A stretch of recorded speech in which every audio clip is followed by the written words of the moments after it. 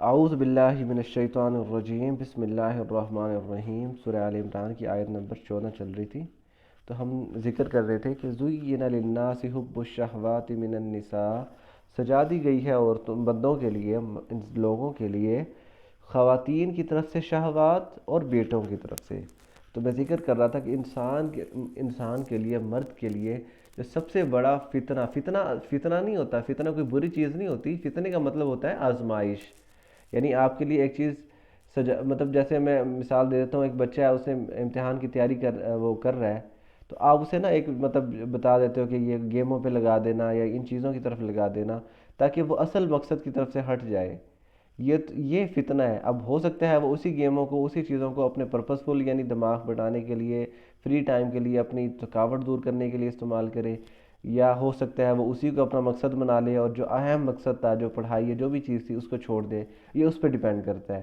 اسی طرح یہ جو خواتین ہیں، یہ جو عورتیں ہیں، یہ جو مردوں کے لیے آزمائش بنائی گئی ہیں، اب یہ بندے پہ ڈیپینڈ کرتا ہے کہ وہ ان کو آزمائش کے طور پہ رکھے، اور ان کی مطلب یہ نہیں ہے انسان میں، یہ نہیں ہے کہ آپ اپنی خواہشات مارو، خواہشات کو ختم کرو۔ اس کو کہتے ہیں رہبانیت۔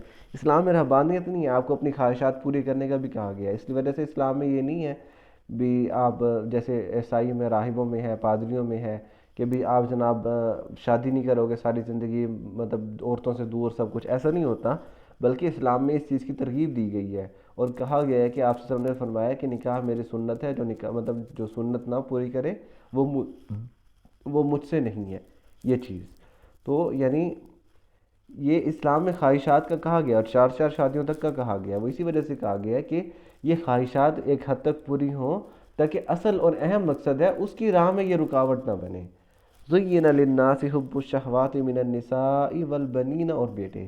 میں نے بتایا سب سے پہلے اہل و عیال کا ذکر کیا ہے، اور میں کل ذکر کر رہا تھا اس چیز کا کہ جتنی بھی خواہشات ہو انسان کو، جتنے بھی کمانے کی فکر ہو بندے کو، جس چیز کی بھی، وہ سب اپنے لیے نہیں ہوتی، کبھی بھی وہ اپنے لیے کبھی کچھ نہیں چاہتا، وہ ہمیشہ اپنے اہل و عیال کے لیے چاہ رہا ہوتا ہے کہ اگر مجھے کوئی پیسے ملیں، مجھے کوئی مال ملے، مجھے کوئی سہولیات ملیں، کچھ بھی ہو، وہ کس وجہ سے کہ میرے گھر والے اس سہولیات میں رہیں، میرے گھر والے سکھ میں رہیں، اہل و عیال، میرے والدین، میری اولاد، میری بیوی۔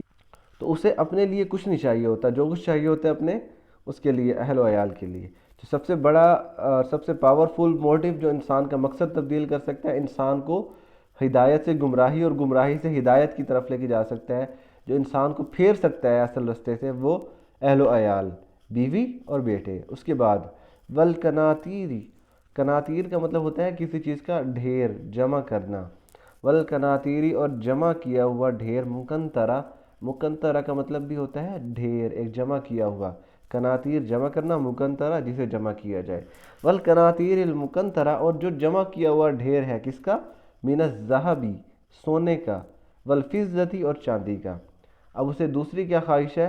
مال و دولت، پیسہ، سونا، چاندی یا ہیرے، جو بھی چیزیں ہیں، یہ سارا کچھ جو ہے، پیسے، سب کچھ اسی چیز میں آ جاتا ہے۔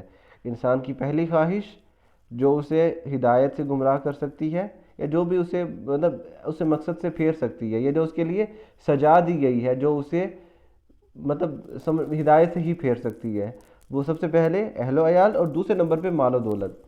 انسان مال و دولت کمانے کی، مال کمانے کی خواہشات میں حد سے تجاوز کرتا ہے، حلال اور حرام کمانے سے منع نہیں کیا گیا اسلام میں، ایک حد تک آپ کو اجازت ہے کہ آپ کماؤ، ظاہر ہے آپ نے دنیا داری کرنی ہے، رہبانیت تو ہے نہیں، آپ نے بیوی بچوں کو پالنا ہے، آپ نے اپنی روزی روٹی کا انتظام کرنا ہے، جس چیز کی اجازت ہے کہ آپ کرو ایک حد تک۔ ایسا نہ ہو کہ مال و دولت کمانے کی خواہشات میں اتنا آگے بڑھو کہ حلال و حرام کی تمیز بھول جاؤ، حد سے تجاوز کر جاؤ۔ تو یہ چیز، یہ ساری چیزیں اللہ تعالیٰ نے کیوں ذکر کی ہیں؟ میں مطلب کسی کو بتا دوں کہ میں تجھے ایسے طریقے سے آزماؤں گا، یہ چیز اس طریقے سے، اس طریقے سے، اس طریقے سے، یہ چیزیں ایسی ہیں جس کے ذریعے میں ٹیسٹ لوں گا۔ تو اللہ تعالیٰ نے وہ چیزیں بتا دی ہیں، اگر ہمیں پتہ نہ ہوتی تو ہم کہہ سکتے تھے کہ ہمیں تو پتہ ہی نہیں چلا، اللہ تعالیٰ نے خود بتا دیا کہ یہ چیزیں جو ہیں یہ تمہارے لیے فتنہ ہے، آزمائش ہے، اس میں ایک حد تک رہو گے تو ٹھیک ہے، لیکن ایک حد سے تجاوز کرو گے تو پھر یہ تم گمراہی اور کفر کی طرف، نافرمانی کی طرف، سرکشی کی طرف جا سکتے ہو۔ والقناطیر المقنطرۃ من الذہب والفضۃ، اور سونا چاندی کے ڈھیر، یہ جو ہے یہ بھی سجا دیے گئے ہیں۔ والخیل المسومہ، اور گھوڑے، الخیل کہتے ہیں گھوڑے، المسومہ، مسومہ کا مطلب ہوتا ہے نشان زدہ، جن پہ نشان لگا دیا جائے۔ اس کی تفصیل میں اگلی ویڈیو میں کروں گا تاکہ ہم باقی آیت کو مکمل کر سکیں. وما علینا الا البلاغ المبین.